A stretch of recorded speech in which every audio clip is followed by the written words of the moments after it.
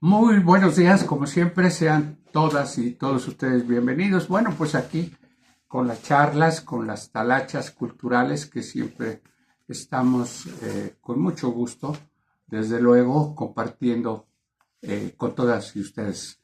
Así que sean bienvenidos a esta nueva transmisión que hoy vamos a dedicar a la obra y a la vida del insigne escultor mexicano, escultor, artista, pintor, grabador, artista experimental, vanguardista, pionero del arte cinético y bueno, de otras manifestaciones muy importantes de las artes visuales dentro y fuera de nuestro país, porque fue un hombre, un trabajador mexicano para gran satisfacción y orgullo nuestro, que fue el maestro Federico Silva. Así que hoy queremos dedicar nuestros comentarios, como siempre, pues muy sencillos, muy modestos, pues con relación a su vital y muy larga trayectoria. El maestro falleció a la edad de 99 años de edad. Fue, pues, por fortuna, un hombre longevo y que en la medida en que tuvo esa trayectoria, digamos, biológica, es como pudo producir, pues, una obra que traspasó las fronteras nacionales y llegó a ser reconocida esta obra y esta traducción en el mundo entero, en donde tuvo decenas y decenas de exposiciones de escultura. De él hoy vamos a hablar, repito, con mucho gusto, con mucho cariño, y se lo dedicamos también con mucho respeto y afecto a la doctora Marister González Tobar, viuda de Silva. Esperemos les agrade este programa. Pepe, si gustas. Pues 99 años, vivió 99 años, casi cubrió todo el siglo XX, ¿verdad? Casi lo cubrió el maestro Silva, y que yo en algunas ocasiones, por medio de videos y documentos periodísticos, vi que también pues era un personaje ya importante en la vida cultural de México. En sus inicios me parece que fue discípulo de Siqueiros, que fue un poco su maestro, y entre otros grandes del muralismo y del arte. Sí, fue también un gran pintor muralista. Yo recuerdo una obra grandiosa, fascinante y maravillosa, dedicada con el profundo amor y conocimiento que tuvo por el estado de Tlaxcala, que lo adoptó como su hijo, junto desde luego con su esposa, la doctora Mari, que así cariñosamente le decimos nosotros. Eh, pues él realizó un gran mural que yo tuve, un político se le llama, por la cantidad de cuadros, como una especie de rompecabezas, pero que va unido, que le dedicó a Cacastla, porque el maestro reconoció también la gran cultura indígena, el talento creativo, pictórico de nuestros ancestros tlacuilos, ya que él fue una persona afín también a la riqueza espiritual, a la cultura mesoamericana y pues a todos los testimonios físicos que a través de muchísimos siglos estos artistas indígenas, ¿verdad? Pues dejaron como un testimonio precisamente de su sabiduría, de su gran creatividad y bueno, pues que están en las pirámides, los restos arqueológicos en las ciudades, y pues hay miles repito, de estos testimonios, de estos enclaves que hablan de la historia, la memoria de una enorme civilización que está entre las 6 culturas madres más importantes y más fundamentales de la humanidad. La cultura mesoamericana y en este caso particularmente la cultura mexicana. El maestro fue siempre un hombre muy respetuoso, además de que fue un gran luchador social. Y como decía Pepe, recordaba el caso de su gran maestro, de su gran guía en el campo de las artes visuales, al revolucionario y también pues, artista experimental que fue David Alfaro Siqueiros, ¿verdad? Que fue quien le proporcionó las primeras, queremos imaginar, enseñanzas y bueno, el maestro fue asistente personal que yo recuerde de Siqueiros durante muchos años antes de iniciar su propia trayectoria y trabajo individual. Así que enfatizo este punto porque probablemente sea el único artista, muralista, pintor, grabador, eh, ilustrador de portadas, ilustrador de discos, con poesía y cantos musicales de la cultura tlaxcalteca. Él ilustró un disco fonográfico que se llamó La voz del colibrí, que contiene la poesía, el famoso Tlaxcaltecayo, que tradujo del náhuatl al español otro insigne mexicano, también universal, como lo fue el maestro Miguel León Portilla, de memorable recuerdo, que también conoció la densidad, la mística, la filosofía y la simbología y las lenguas originarias de nuestros pueblos.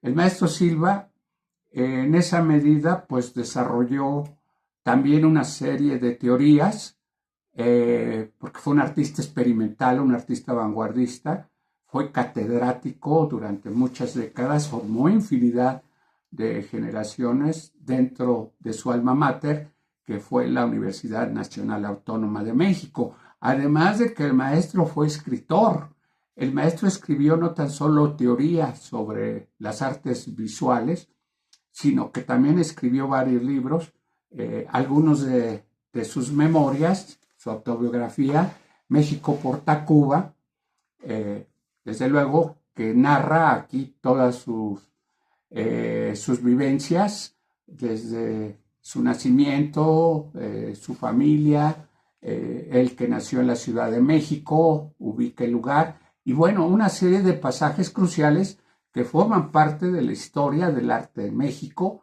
a partir de pues, la narrativa ingente a su propio genio. Yo puedo asegurar sin temor a equivocarme que el maestro fue un artista de dimensión universal, no nada más mexicano, fue de una dimensión extraordinariamente sin límites y fronteras geográficas. Entonces, bueno, pues Pepe, si gustas comentar algo. Casi todos los artistas firman con su nombre y su primer apellido, y así los vamos conociendo, ¿no? Por medio de su nombre y su primer apellido. Pero me da un poco de curiosidad saber cuál era el segundo apellido del maestro Silva. Sí. Y también que la mayoría de los artistas tratamos, y escritores, tratamos de tener una conciencia política, social y cultural.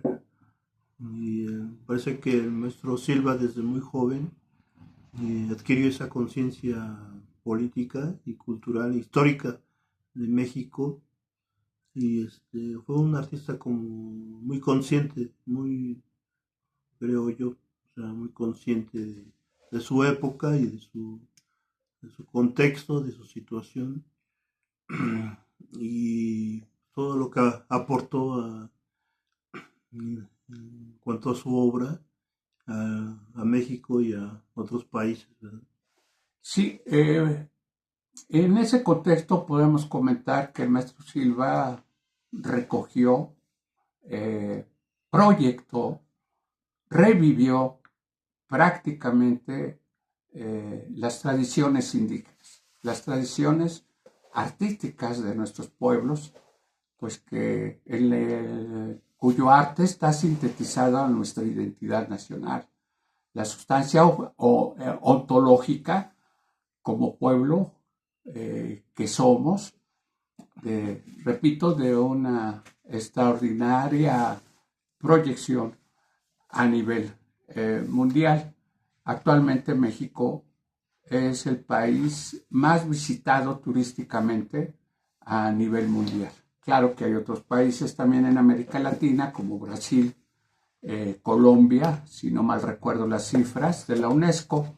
Y bueno, pues el maestro, en esa medida de su larga y fructífera vida, pues logró también estar en otros países del mundo y partiendo clases, pues seguramente aprendiendo de acuerdo a su instinto y a su espíritu creador que pues requirió de otros panoramas culturales en España, en África, en Estados Unidos mismos, en Francia, y bueno, pues en infinidad de países donde el maestro estuvo estudiando las técnicas más avanzadas y además pues estuvo aprendiendo lo que le serviría para después trasladarse, regresar a México y seguir como siempre trabajando con mucha disciplina en la más completa soledad, que es los elementos que requiere el artista, pues en sus varios talleres que tuvo, pero principalmente en de Tlaxcala, en Amajac de Guerrero, la ex fábrica textil La Estrella, ¿verdad? Que está ubicada aquí en nuestro estado, donde él vivió aproximadamente, si no mal recuerdo, 39, 40 años, si no es que más. Y bueno, pues es una sede que tiene muchos simbolismos, porque ahí el maestro estuvo produciendo también con gente de varias regiones de Tlaxcala, me refiero a artesanos, artífices, técnicos, ¿verdad?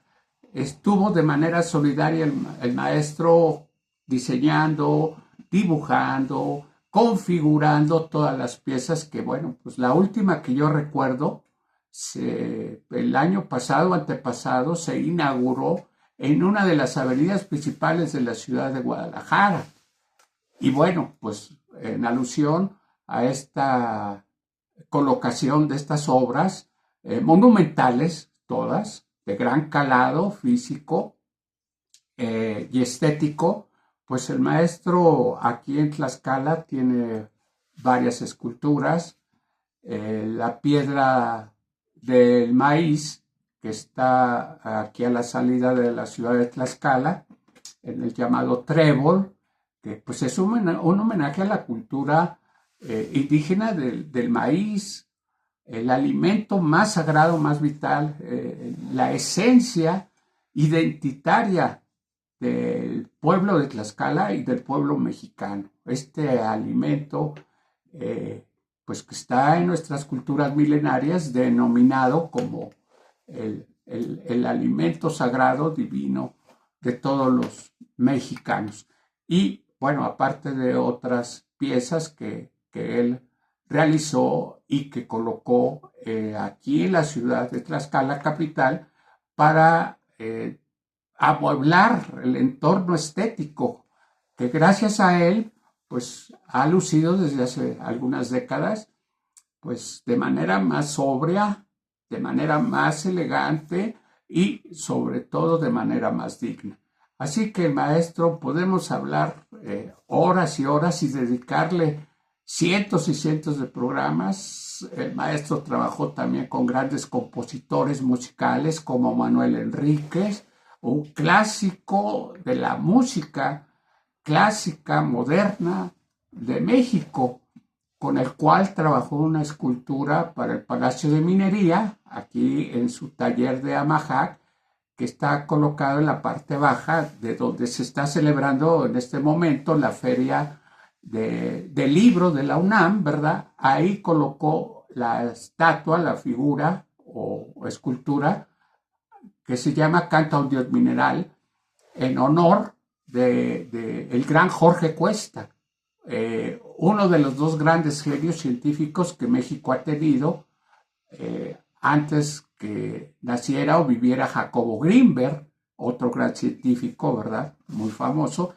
Y bueno, pues el maestro Silva, junto con Manuel Enríquez, recogió este poema, esta silva, así se llama el género poético, esta silva de Jorge Cuesta, ¿verdad? Que es un poema extenso, si no mal recuerdo, de 60 estrofas, que es un poema inspirado en la cultura, la filosofía presocrática griega clásica que Jorge Cuesta conoció también muy bien y que el maestro tradujo a una pieza de piedra monumental, muy hermosa, muy impresionante, y el maestro Manuel Enríquez lo llevó a una partitura musical. Así que lo que ustedes gustaran comentarnos o preguntarnos a través de YouTube, ¿verdad? En los comentarios,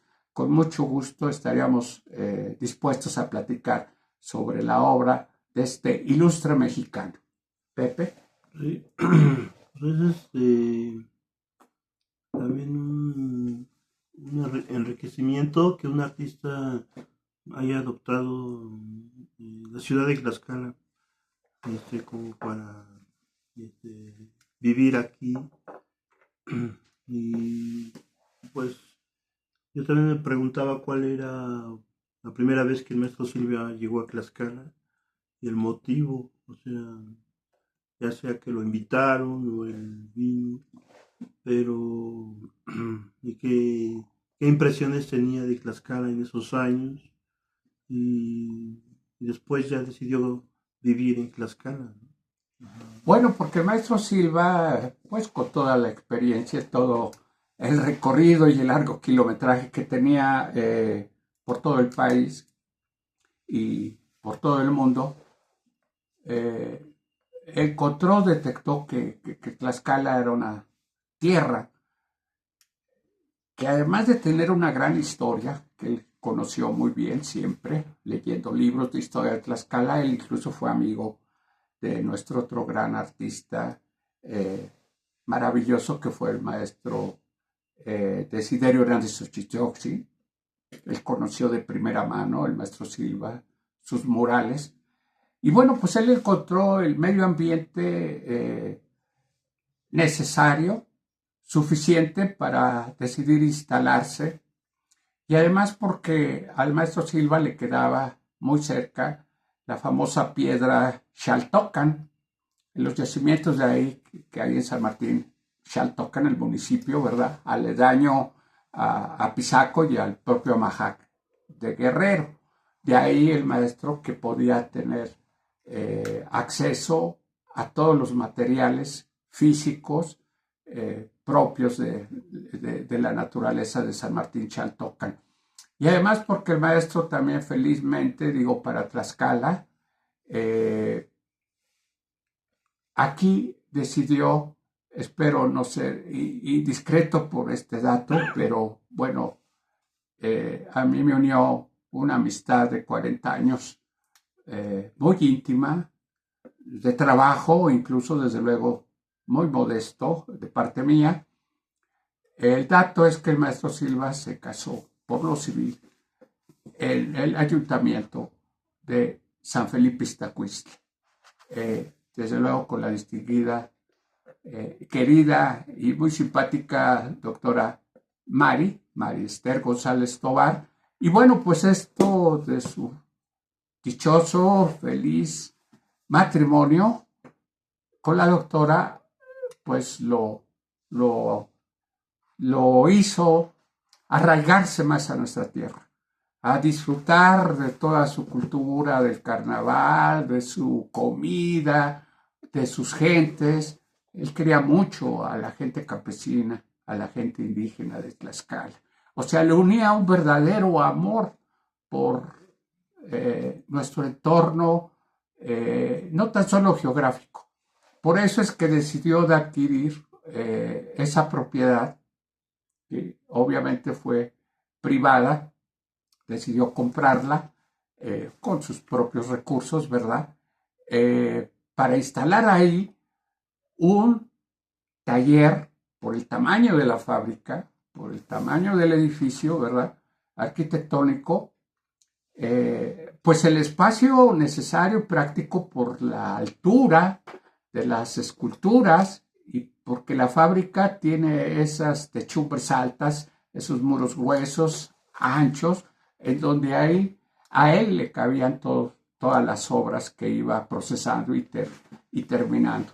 Bueno, un taller que, si yo no mal recuerdo, el gran escritor, ya muerto también, novelista, ensayista, director de cine, crítico de artes, que fue Salvador Elizondo, que un día que visitó este taller, imagínense la calidad y el tamaño, Salvador Elizondo se permitió expresar de manera espontánea y efusiva que era el taller, el mejor taller y más hermoso que él habría visto en su vida, después de haber visitado en Italia el taller de Leonardo da Vinci, el gran taller del Renacimiento de este genio universal, inmortal, que fue Leonardo da Vinci. Salvador Elizondo expresó el calificativo después de recorrerlo y conocerlo al lado del maestro Silva en un recorrido amistoso, ¿verdad? Porque Salvador Elizondo vino a visitarlo y dijo, wow, esto es lo máximo que he visto en México porque es un taller digno de el gran genio Leonardo da Vinci. Así que imagínense de qué taller estamos hablando y dónde trabajaba horas y horas, día y noche encerrado, porque a mí me consta, el maestro Federico Silva. Pepe. Sí, maestro. Pues también la obra del maestro Silva ha estado en Tokio y en varias partes del mundo. Le cae, y bueno, en este libro de México por Tacuba también aparece fotografía de dónde han estado sus obras del maestro y personalidades de la política y de la cultura en México en esos años. Inclusive en Huamantla, la Iglesia de la Caridad, acá hay una escultura hecha por él. También dejó escultura en Tlaxcala, ¿no? Y pues muy importante. Acá está con Carlos Fuentes, el escritor mexicano también.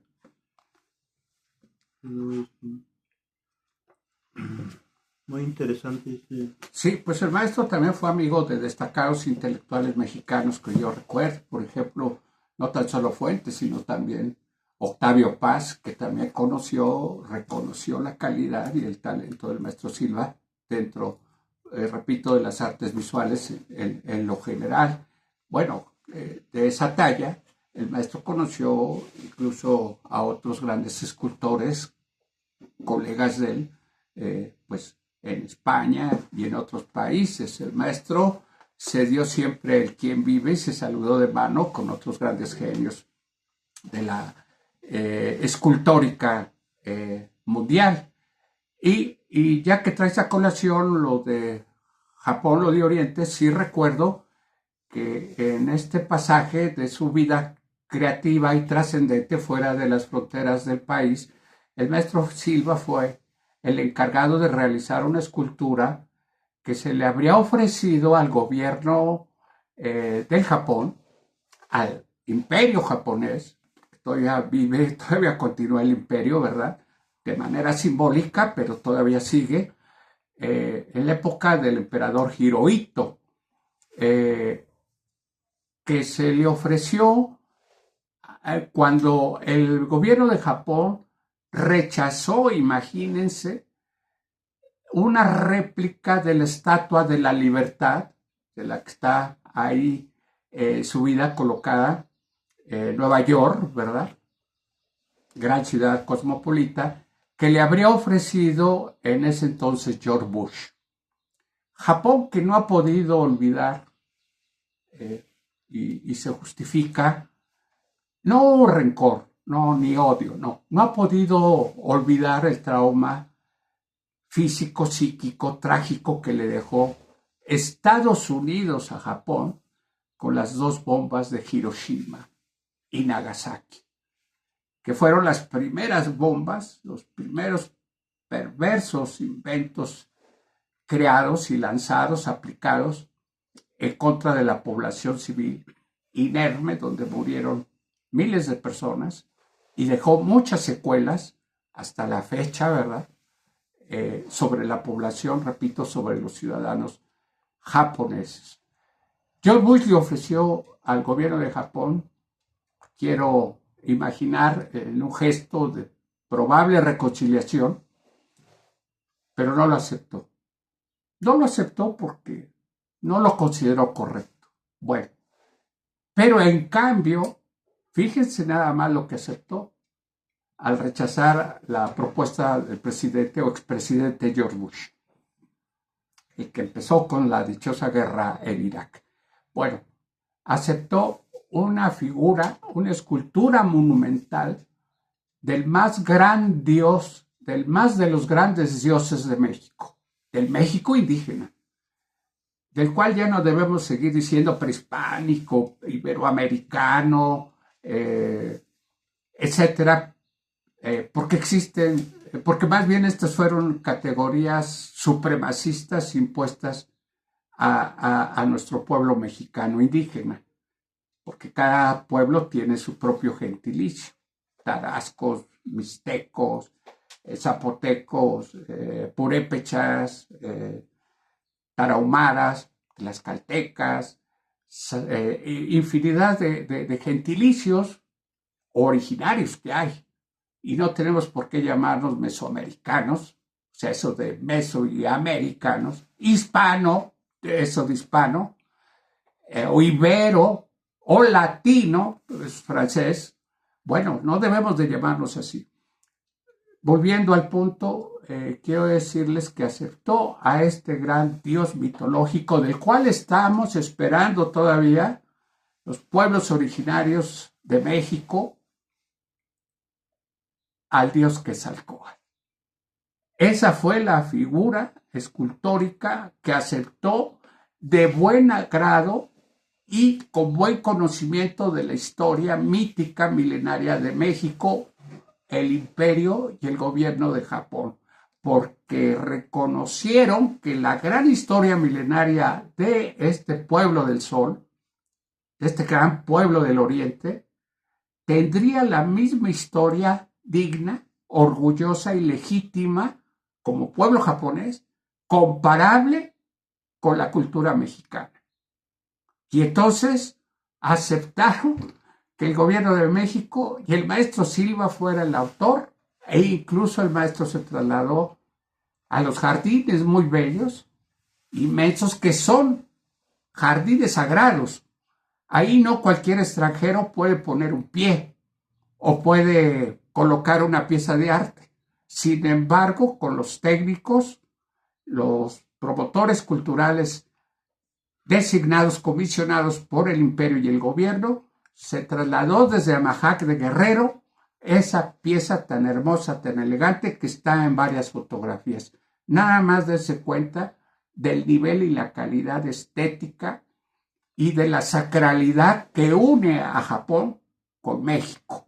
Una historia de lucha, de resistencia, pero sobre todo de arte y de cultura. Ese es el puente que nos hermana con el Japón, tanto a mexicanos como a japoneses. Así que, repito, no se podía poner ahí la pieza de la Estatua de la Libertad, que bueno, se la regaló el gobierno francés a los Estados Unidos. No, prefirieron 1000 veces aceptar la pieza del maestro Federico Silva. ¿Sí, Pepe? Pues es una virtud que un artista pueda materializar un hecho histórico. O sea, me refiero, estaba pensando en la obra esta del maestro Federico Silva que se llama Guerras Floridas. Acá dice la Guerra Florida. Es una escultura. Y yo pues, me pregunto cómo un artista puede condensar materialmente un hecho histórico y representarlo con materiales, ¿no? A través de una escultura. Ese es también un gran aporte, que un hecho histórico se sintetice en una obra visual, escultórica, ¿no? Sí, también el maestro estuvo muy ligado, tuvo muchos años, una amistad muy íntima, inolvidable, con el gran Francisco Toledo, el gran artista oaxaqueño, también universal, ¿verdad? O sea, porque él siempre estuvo identificado también con esa línea, además de la moderna, porque también fue muy amigo íntimo, si no mal recuerdo, de mi inolvidable hermano y amigo José Luis Cuevas, el gran gato macho, así conocido, así bautizado por su esposa, paz descanse, que bueno, pues con toda esa serie de personajes.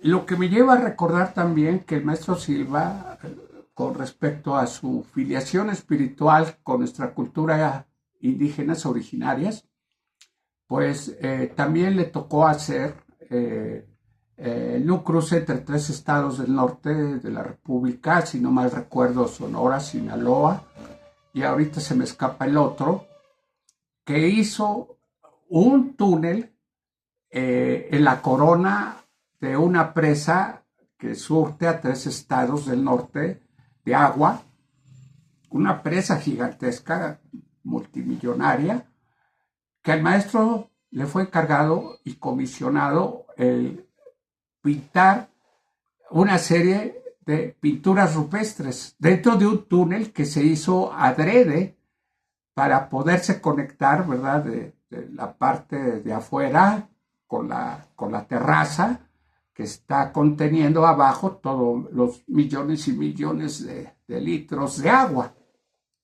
que alimenta a 3 estados del norte de la República. Es la más grande presa del país y seguramente una hidroeléctrica.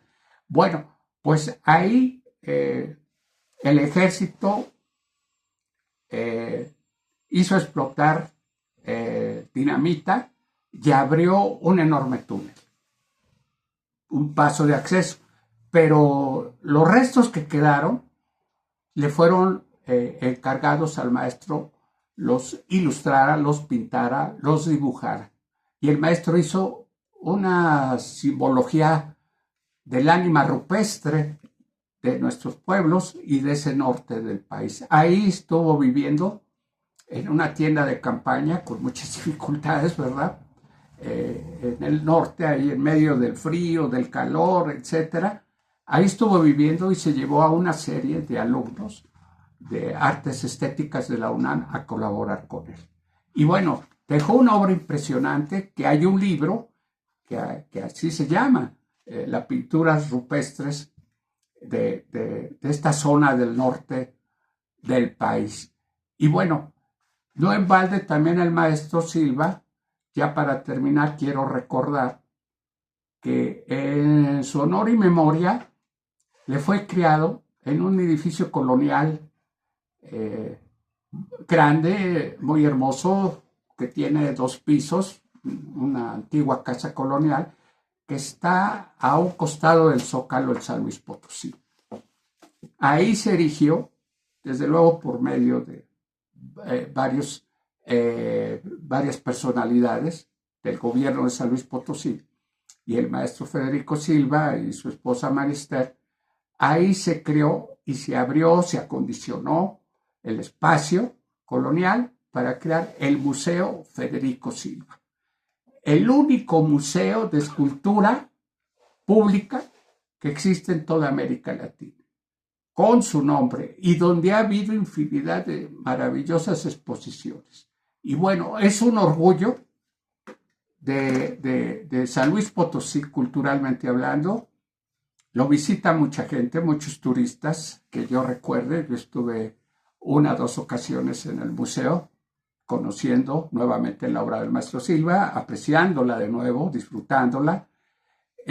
Y el día que yo llego a San Luis Potosí, y el último que quiero comentarles de mi parte, es que encontré que afuera había, bueno, adentro del museo había una pieza dentro, pues una especie de sótano, ¿verdad? Pero que se veía, es un espacio al fondo, una escultura gigante.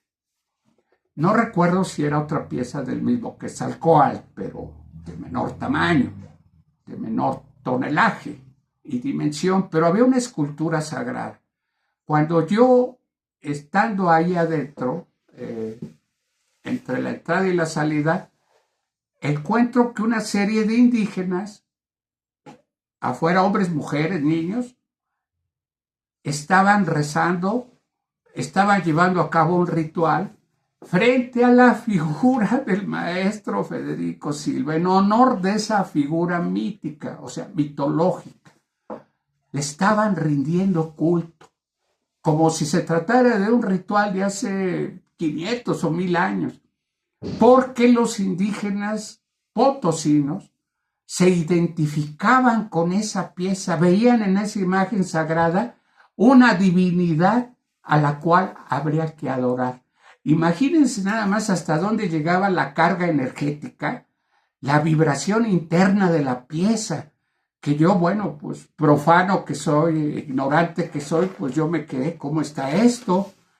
Y ya preguntando a algunas personas, no, es que la gente había ido directamente a protagonizar este ceremonial nativo, local, en honor de esa divinidad construida por el maestro Silva. Ahí hay la magia total, absoluta de un artista universal.